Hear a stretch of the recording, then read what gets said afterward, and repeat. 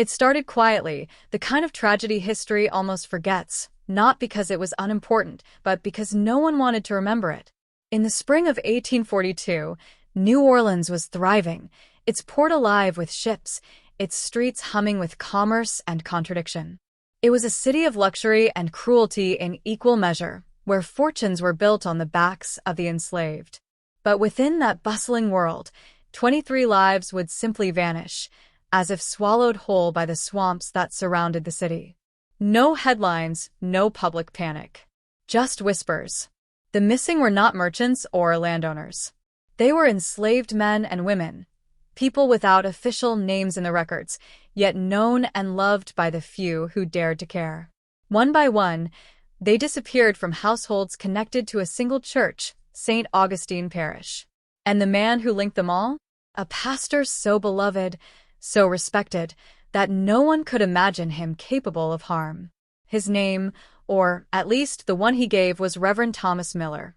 To the congregation, Miller was a savior. He preached compassion, reconciliation, and the Christian duty to help the suffering. He spoke softly, smiled easily, and made even the powerful plantation families lean forward when he addressed them. He was, as one parishioner described, the kind of man who could make you believe in God again. And perhaps that's what made the disappearances so easy to overlook. When the first servant vanished, no one questioned it. When the second, third, and fourth followed, the stories blended into the background noise of a city used to loss. Maybe they ran, people said. Maybe they drowned in the bayou. But by summer, the whispers grew colder. Every single missing person was connected to Reverend Miller's church. Every one of them had recently changed hands through his recommendation, his charitable arrangements. And yet, he seemed strangely calm. There were no search parties. No notices offering rewards. The city's authorities barely looked up from their ledgers.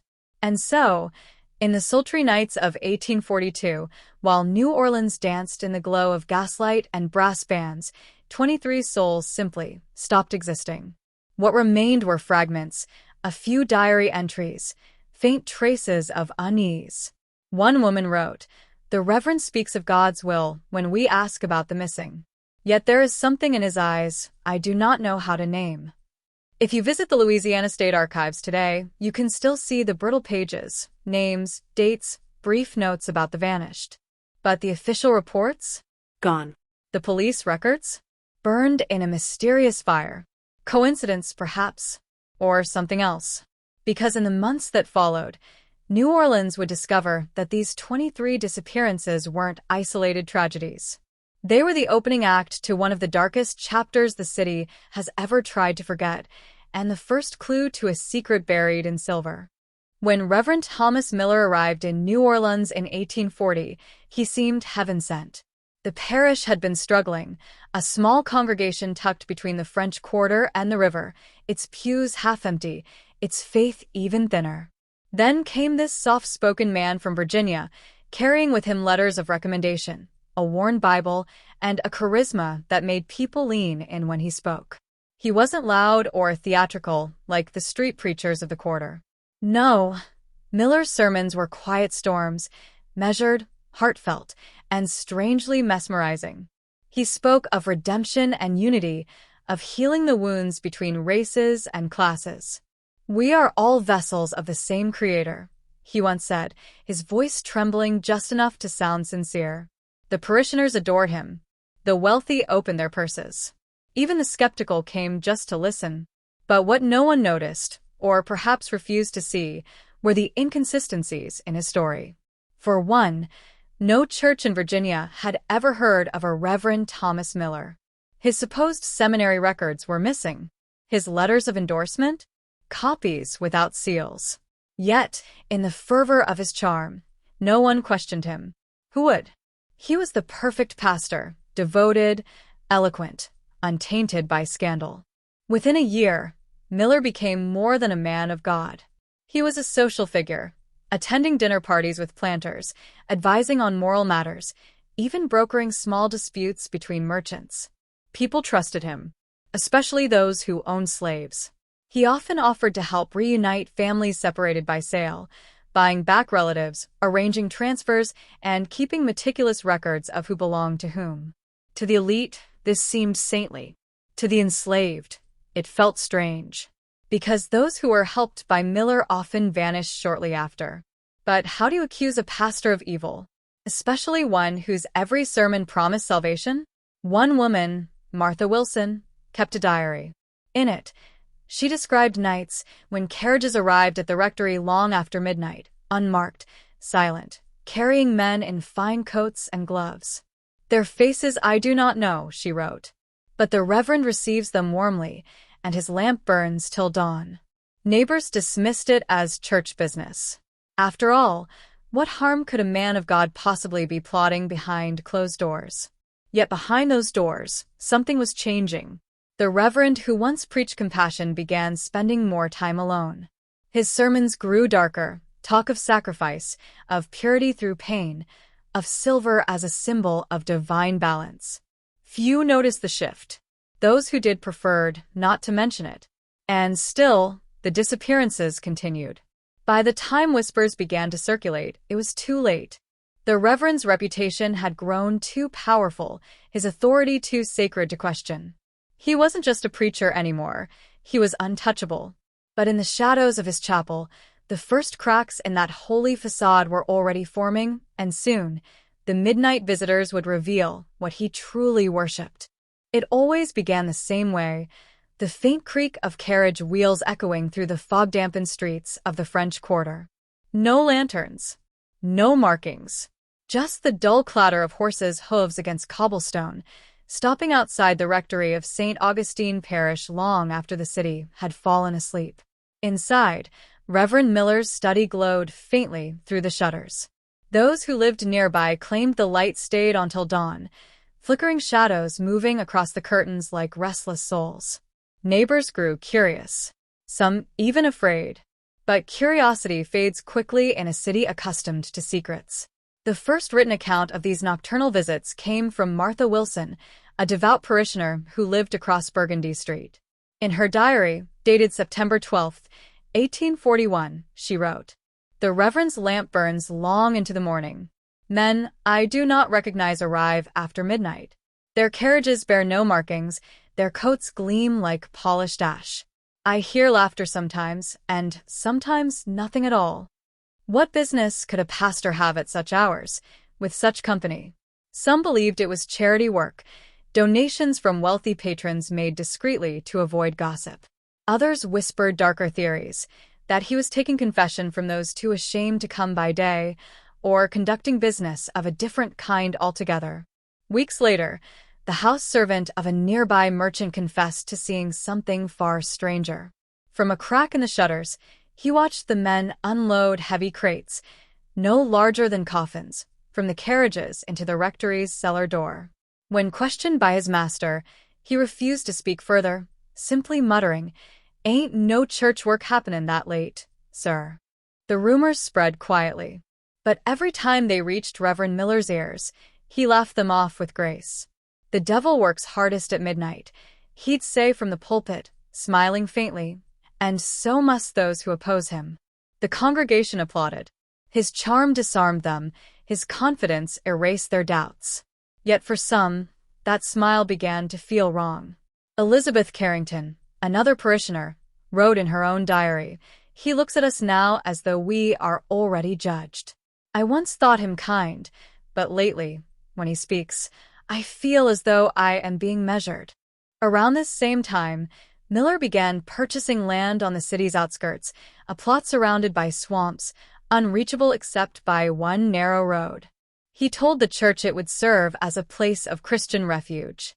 But when one of the carriages was seen heading in that direction under a new moon, the whispers turned to fear. Because no one ever saw it return. Whatever business Reverend Miller was conducting behind those shuttered windows had grown beyond sermons and charity. The night visitors weren't there to pray. They were there to exchange. And what they traded beneath the chapel floor was not money, nor faith, but something infinitely darker. By early 1842, the whispers around St. Augustine had turned uneasy. The Reverend's late-night guests came more frequently now, always cloaked, always quiet. And then, just as suddenly, the disappearances began. At first, no one connected the two. Enslaved people vanished all the time in New Orleans, runaways, accidents, disease. The city's newspapers rarely printed their names, and their owners, more often than not, accepted the loss as unfortunate but inevitable. But this was different. Every missing person was tied to the church. Everyone had been transferred, purchased, or reunited through Reverend Miller's assistance. The first was George, a young house servant owned by the Beaumont family. He disappeared overnight. No signs of struggle, his belongings untouched. The Beaumonts assumed he'd drowned in the nearby bayou while trying to visit relatives. But within weeks, more names followed. Clara, Josiah, Ruth, Emmanuel, each one gone, always from a household Miller had personally advised. And then came the missing silver.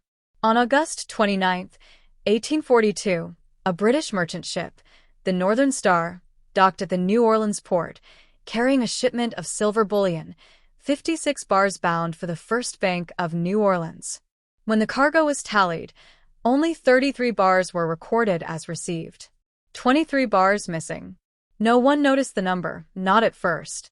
But months later, when Reverend Miller's personal ledger was unearthed from the rectory ruins, a single chilling entry explained everything. Transaction complete. 23 for 23. May God forgive what necessity demands. 23 souls. 23 bars of silver. Coincidence? Perhaps. But the records tell a stranger story. 3 days after that silver shipment arrived, a fire consumed the harbor master's office, destroying every recent cargo record. The cause was never determined. The case, officially, was closed due to insufficient evidence. But one diary survived, belonging to a woman named Elizabeth Carrington, who wrote, "The Reverend warns us not to speak of the missing. He says fear breeds temptation, and temptation invites evil. Yet it is his own voice that trembles when he says so." And perhaps most hauntingly, another entry, this one by a local physician, Dr. A. James Merriweather, a man close to the Reverend, described the day Miller began referring to his work as the exchange. What that meant, Merriweather never dared explain. But his unease grew, and soon, he too would write a confession that changed everything. For hidden in the lining of his Bible, found years later, was a letter that revealed the true horror of what that silver had bought, and the meaning behind the Reverend's cryptic words. May God forgive what necessity demands. Because whatever Reverend Miller was doing in those swamps, it was no longer the work of God. For years, the story of Reverend Miller was nothing more than a local ghost tale, fragments of rumor, diary pages, and whispers that drifted through the French Quarter like fog. But the discovery that changed everything came more than a century later, hidden in the lining of a worn leather Bible. It belonged to Dr. A. James Merriweather, a respected physician and church member who had once stood at the Reverend's side. He was Miller's confidant, his friend, and, as his letter revealed, his reluctant accomplice. The letter was never sent. Addressed to his sister in Boston, it was sewn into the Bible's binding, perhaps to hide it, perhaps to preserve it. The words inside would forever darken the legend of the Silver Pastor. "What I have witnessed," he wrote, "I cannot fully describe, nor can I erase it from my mind. The Reverend claims it is God's work, a necessary sacrifice for a greater purpose. But I have seen the room where they are kept before the exchange. I have heard their voices through the walls." He described being ordered to prepare a tincture, a liquid that kept the captives subdued but conscious. "They called out for mercy," he confessed, "and I, a man of medicine, silenced them for silver." Dr. Merriweather's words trembled between faith and guilt. He says the silver is sacred, he wrote, that it purifies the vessel before the spirit may enter. But what spirit? What purpose? Each night I ask, and each night I am met with silence. He believes he is chosen, but I have begun to wonder by whom. The letter ended with a final plea. "If this reaches you, pray for me. Pray for those poor souls whose bodies I could not save, and pray that whatever we have awakened in that place beyond the swamps never leaves it." 3 days after the letter's date, September 10, 1842, Dr. Merriweather was found dead. The official cause: apoplexy or sudden stroke. There was no autopsy. His burial took place within hours, on Reverend Miller's recommendation, to prevent disease.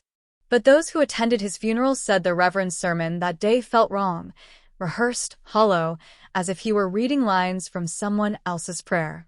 When investigators finally found the Bible decades later during the renovation of the church rectory, it was brittle with age. The ink had faded, but one line remained painfully legible. "The silver pays for something beyond my understanding, but I fear it is not God who receives it." After that discovery, historians re-examined every surviving document from the case.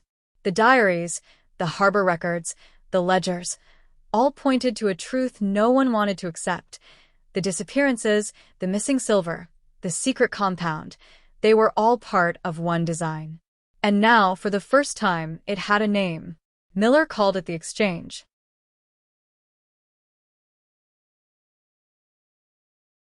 The deeper one looks into Reverend Miller's life, the more his story begins to feel less like history and more like a haunting that refuses to end.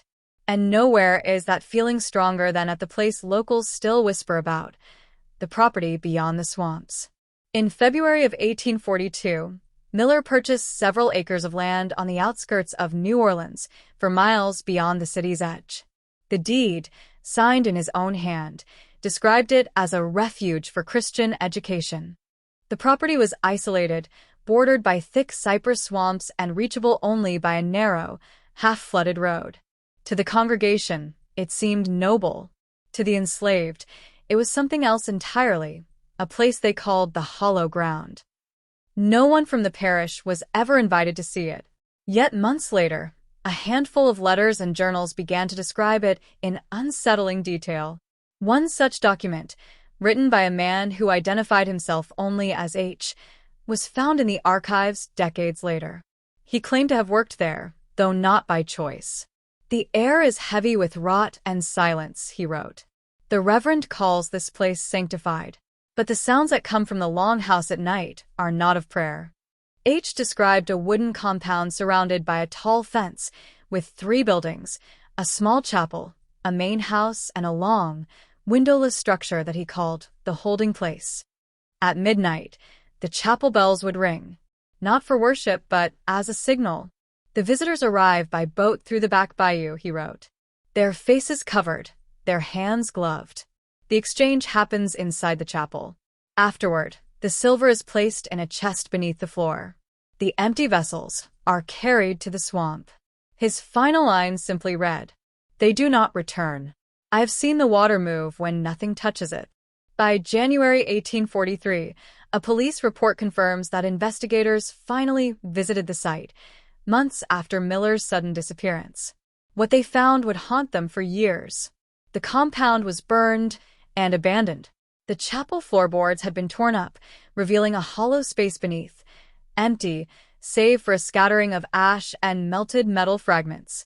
Behind the main house lay a shallow pit filled with charred bone, cloth remnants, and metal buttons, the kind once sewn on servant uniforms. The report was filed, then buried. No follow-up, no arrests, no mention in the papers. And yet, for all the horror of what was found, something even darker was missing. The chest of silver, gone. Miller, gone. And somewhere in that swamp, the echoes of what had happened lingered. Locals say if you stand there at night, when the moon is low, you can still hear the faint sound of a bell, tolling once, softly, as though calling someone back. By autumn of 1842, the city of New Orleans had begun to notice Reverend Miller's absence. He had preached his final sermon on October 15th, a message about renewal through sacrifice. 2 days later, he told his parishioners he'd been called back to Virginia on urgent family business. He promised to return within the month. He never did. At first, the congregation was sympathetic. They prayed for his safe travels. They even held a small farewell service, led by his assistant. But as weeks turned into months, concern gave way to confusion. Letters sent to Virginia returned unopened. Church authorities there denied knowing any Reverend Thomas Miller. And then the rumors began. Workers claimed to have seen a figure resembling Miller boarding a night steamer bound for Charleston, alone, carrying only a single chest wrapped in black cloth. The same week, the swamp compound burned. By the time officials reached the site, the damage was complete. No silver, no bodies, no trace of the exchange. The official investigation, if one can call it that, lasted less than 3 days. Captain Robert Latrow, the officer in charge, described the ruins as a scene of unnatural stillness. His report noted a circular burn pattern on the chapel floor, as though fire had risen from beneath rather than above. The discovery of human remains, charred bone and cloth fragments, was quietly filed away, marked inconclusive. And then, strangely, the record stopped. The city archives from that year are riddled with missing pages. Correspondence between the parish and the diocese vanished. Even the harbor ledgers from that autumn gone. As if the story itself had been systematically erased. For decades afterward, Miller became a ghost in every sense of the word, a name that drifted between rumor and folklore. Some said he'd died in the swamps. Others claimed he'd escaped with the silver, reinventing himself in another city under another name. But then came the pattern. In 1844, 2 years after Miller's disappearance, reports emerged from Charleston, South Carolina. A new minister had established a refuge for the lost outside the city limits. He was eloquent, kind, and uncommonly persuasive. Within months, several enslaved people in the area vanished. Then the compound caught fire. Again. The preacher disappeared. Again. The same happened in Savannah in 1846 and in Richmond in 1848. Different names. Same story. Same silver. Each time, the cycle repeated. Each time, the records ended abruptly. It was as though Reverend Miller wasn't just a man who vanished, but a presence that moved through time, wearing new names like masks. And by the time New Orleans began to forget him, his work had already spread. The exchange wasn't buried in the swamp. It had simply relocated. For nearly a century after Reverend Miller's disappearance, the story of the silver pastor drifted through Louisiana's oral traditions like a curse whispered around campfires. Most dismissed it as folklore, an eerie relic of the antebellum South. But every few generations, something strange would happen. Something that made people remember. In 1861, as Union troops swept through Louisiana, soldiers occupying a plantation near Baton Rouge uncovered a hidden room beneath the main house. Inside were 23 small cots arranged in a perfect circle. At the head of each cot lay a silver coin. In the center, a shallow bowl, also silver, engraved with symbols that no one could identify. The officer in charge filed a report. It was promptly lost amid the chaos of war. Then, 1883. A New Orleans doctor, Thomas Westfield, recorded a disturbing encounter in his private journal. He had treated a man found wandering the streets, raving that his father had traded vessels for silver. The man claimed to be Jacob Miller, the pastor's son. He spoke of a ritual that granted unnatural life, of a father who had learned to change faces but never grow old. Dr. Westfield diagnosed him as insane. But when the man died 3 months later, the autopsy revealed something curious, a faint silver discoloration inside his organs, as if the metal itself lived within him. And still, the pattern continued. In 1916, then again in 1942 and 1967, each 75 years apart, official police reports recorded the disappearance of exactly 23 people from the New Orleans area over a 6-month span. Every cycle ended abruptly. Each time, a local preacher or missionary quietly left the city soon after. And every time, the investigation stopped without explanation. Coincidence? Maybe. But the odds of it repeating every 75 years, with the same number, the same city, and the same silence, strained belief. In the 1960s, a graduate student at Tulane University attempted to document these patterns for her thesis on historical disappearances. She called it the Silver Exchange Theory. For 3 months, she pored through archives and police logs. Then suddenly, she withdrew from the project, citing personal reasons. Her notes were never found.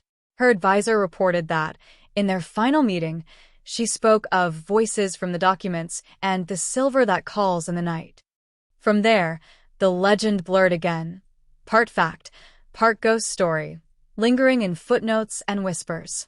But one phrase always returned: 23 for 23. And though most historians dismissed it as superstition, the evidence kept resurfacing: ledgers, sealed records, fragments of journals, all pointing to the same invisible thread. A pattern that stretched across decades. A ritual that never ended. And a debt still waiting to be paid.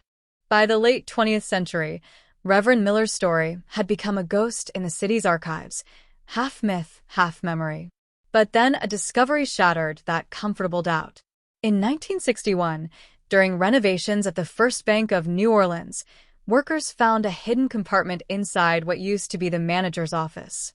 Within it lay a small leather ledger, the private account book of Henry Crawford, bank manager from 1839 to 1845. At first glance, the entries seemed ordinary: deposits, loans, balances. But scattered between the neat rows of numbers were coded phrases. When cryptographer William Blackwood later decoded them, a chilling connection emerged. One entry, dated September 1842, read, "RM deposit, 23 units of special commodity. Conversion rate agreed. Client satisfied with quality of goods. RM. Reverend Miller." Another entry, dated October 16th, the day after Miller vanished, read, "Final transaction complete. Account closed per agreement. All evidence removed as instructed. May God have mercy on all involved." Crawford abruptly resigned 3 months later and bought a sprawling estate in Virginia. His salary could never have afforded it. The source of his wealth? Untraceable. When the estate was finally abandoned in 1928, the last Crawford heir was found dead by suicide. The only words in his note: "The silver debt is due." From then on, the connections multiplied. Letters, property deeds, and police files surfaced showing that each cycle of disappearances, every 75 years, had been accompanied by unexplained financial activity: sudden infusions of silver, anonymous donations to churches, or missing shipments never accounted for. One federal historian described it as a silver shadow following the city's timeline. And then came the 1991 soil survey. Environmental researchers studying the area believed to be Miller's original compound detected traces of silver nitrate, not scattered randomly, but arranged in a near-perfect circle 60 feet across. The concentration was impossibly high, as though something had burned pure silver into the ground. Their report requested further excavation. The state denied it. 2 days before the lead scientist was to present her findings at a conference, she withdrew, citing personal distress. She resigned shortly after and disappeared from public record. Every time someone tried to dig deeper, literally or historically, something intervened. Files went missing. Grants were pulled. People recanted or vanished. Yet the evidence refused to die. From the stolen bars of 1842 to the secret ledgers of the bank, every clue led back to the same exchange: 23 lives for 23 pieces of silver.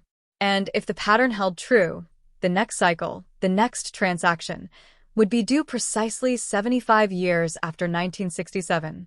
That's the year 2042. And somewhere, perhaps already, preparations have begun. History has a rhythm, and sometimes that rhythm feels more like a countdown. For nearly 2 centuries, the story of Reverend Thomas Miller has pulsed like a heartbeat through New Orleans' shadowed veins. And if the pattern holds, that pulse is about to quicken again. Because the next cycle arrives in 2042.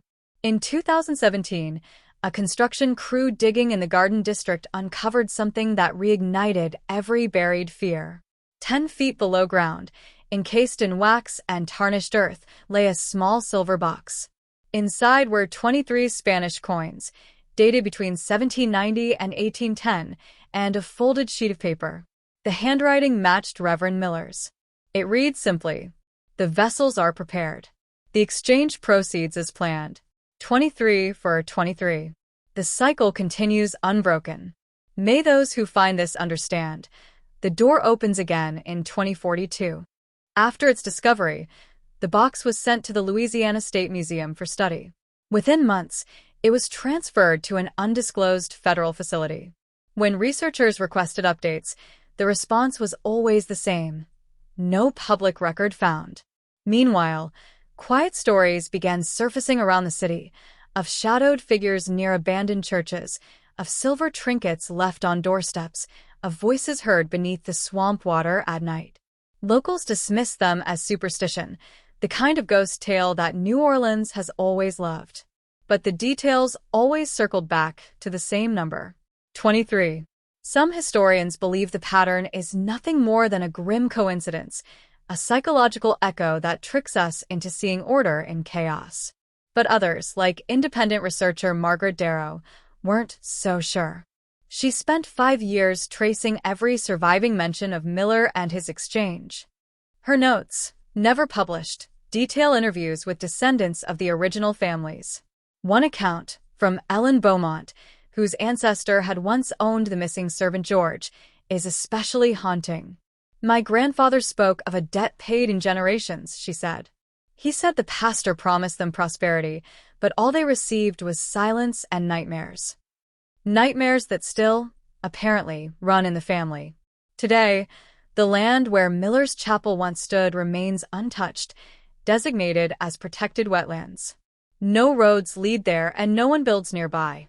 Yet every few years, hunters and hikers report strange phenomena: compasses spinning, electronics failing, and the low toll of a bell from nowhere. No one has found the missing journal. No one knows what the exchange truly was. But if Miller's final words are to be believed, the door between worlds, or whatever lies beyond it, opens every 75 years. Which means the next sound of silver striking silver, the next toll of that midnight bell, could already be echoing through the swamps. And perhaps right now, as you listen to this, somewhere in New Orleans, the ledger of the past is turning its next page.